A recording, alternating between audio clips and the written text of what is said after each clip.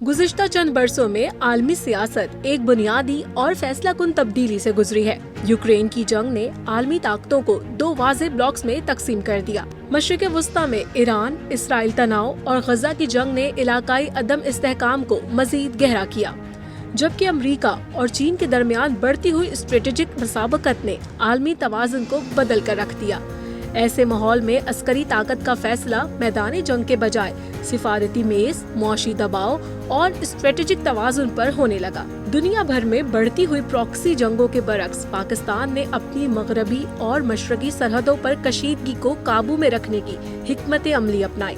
इन्हीं हालात में पाकिस्तान की अस्करी क़यादत को निहायत मुहतात, मुतवाज़न और दूरअंदेश फैसले करने पड़े, जहां ताकत का इस्तेमाल आखिरी ऑप्शन करार पाया और तहम्मुल, तवाज़ुन और मुअस्सर सफारतकारी को तरजीह दी गई। ताहम पहलगाम हमले के बाद बगैर सबूत इल्जाम तराशी और जारहियत के जवाब में पाकिस्तान ने भारत को मुंह तोड़ और फैसला कुन जवाब दिया। 22 अप्रैल 2025 को मकबूजा कश्मीर की वादी पहलगाम में दहशतगर्दों के हमले में 26 से ज़ायद सय्याह मारे गए। इस हमले के बाद पाकिस्तान और भारत के दरमियान तनाव गुज़िश्ता कई अशरों की शदीद तरीन और सबसे ज्यादा हलाकत खेज कशीदगी में बदल गया। इस लम्हे आलमी मंजरनामा पहले ही गैर मामूली हद तक हसास हो चुका था। यूक्रेन की जंग, मशरिक़ वस्ता में तसादुम, दुनिया किसी नई जंग की मुतहम्मिल नहीं हो सकती थी।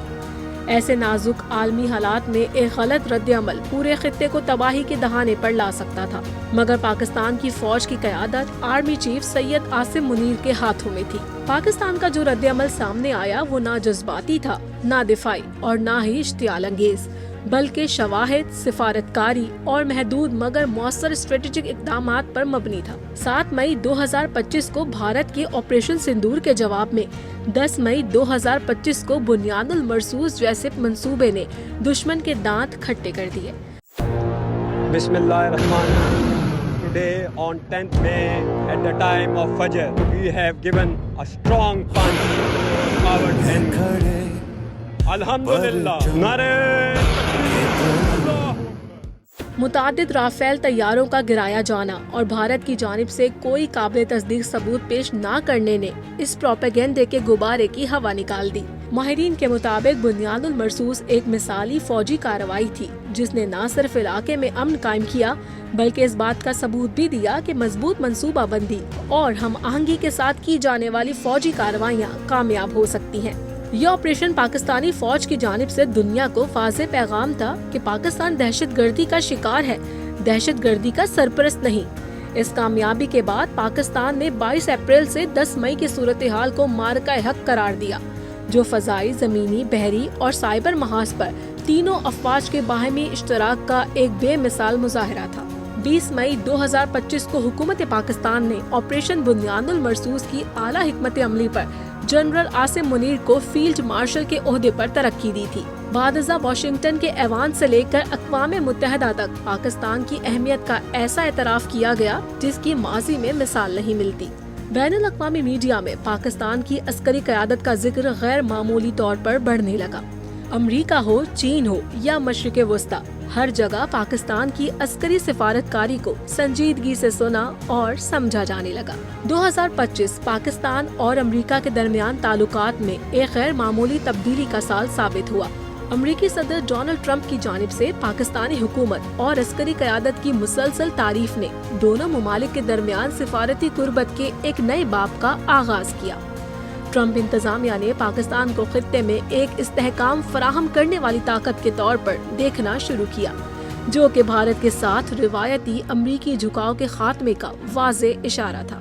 जून 2025 में सदर ट्रंप ने फील्ड मार्शल आसिम मुनीर को व्हाइट हाउस में गैर मामूली प्रोटोकॉल के साथ मदऊ किया।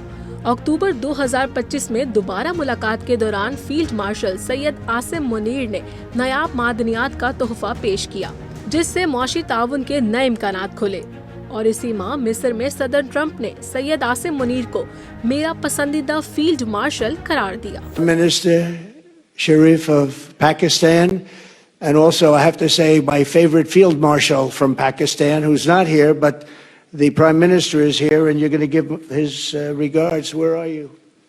There you go. Thank you very much. Do you want to say what you said to me the other day? چین سے تعلقات کی بات کی جائے تو فیلڈ مارشل عاصم منیر نے ہمالیہ سے اونچے اس تعلق کو مزید تقویت بخشی۔ بیجنگ میں ہونے والی ملاقاتوں نے اسٹریٹجک شراکت داری کو مزید گہرائی دی۔ چینی قیادت نے علاقائی سلامتی، ازداد دہشت گردی اور اسٹریٹجک تعاون میں پاکستانی عسکری قیادت کے کردار کو سراہا۔ پاکستان کو ایک بار پھر آئرن کلیڈ فرینڈ قرار دیا۔ اسی عالمی تسلسل میں فیلڈ مارشل سید عاصم منیر کو سعودی عرب کی جانب سے کنگ عبدالعزیز میڈل سے نوازا جانا پاکستان اور سعودی عرب کے دہائیوں پر محیط دفاعی تعلقات کا عملی اعتراف تھا۔ عالمی میڈیا کے مطابق یہ اعزاز علاقائی امن اور ازداد دہشت گردی میں پاکستان کے کردار پر اعتماد کی علامت تھا۔ فیلڈ مارشل سید عاصم منیر کے دورہ ترکیہ کے دوران اعلیٰ قیادت سے اہم ملاقاتیں ہوئیں، جبکہ ترکیہ کی وزارت دفاع نے اپنے سرکاری بیان میں پاکستان کو برادر ملک قرار دیتے ہوئے دونوں ممالک کے تعلقات کو تاریخی اہمیت کا حامل بتایا۔ لیبیا کے سرکاری دورے کے دوران وہاں کے فیلڈ مارشل نے پاک فوج کی پیشہ ورانہ صلاحیتوں کو سراہتے ہوئے دفاعی اور عسکری تعاون بڑھانے کی خواہش کا اظہار کیا۔ 4 دسمبر 2025 کو فیلڈ مارشل سید عاصم منیر کو پاکستان کا پہلا چیف آف ڈیفنس فورسز بھی مقرر کر دیا گیا، جس نے ملکی دفاعی ڈھانچے میں ایک نئی اور زیادہ منظم کمانڈ سسٹم کی بنیاد رکھی۔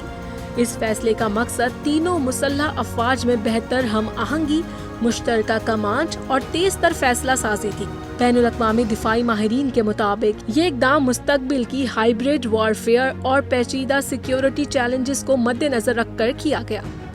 برطانوی اخبار فائنینشل ٹائمز سمیت کئی عالمی تجزیہ کاروں کے مطابق فیلڈ مارشل سید عاصم منیر کو موجودہ عالمی نظام میں ایک ملٹی الائنمنٹ لیڈر کے طور پر دیکھا جا رہا ہے، ایسا رہنما جو تصادم کے بجائے توازن پر یقین رکھتا ہے، جو طاقت کو نمائش نہیں بلکہ ضرورت کے وقت استعمال کرتا ہے، اور جو پاکستان کو کسی ایک عالمی بلاک کے تابع کرنے کے بجائے ایک باوقار خود مختار ریاست کے طور پر پیش کرتا ہے۔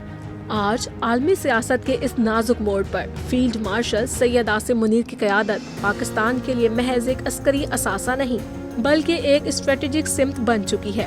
یہ وہ قیادت ہے جو جانتی ہے طاقت کب دکھانی ہے اور کب توازن قائم رکھنا ہے، اور شاید یہی وجہ ہے کہ آج پاکستان اور اس کی عسکری قیادت عالمی توجہ کے مرکز میں ہے۔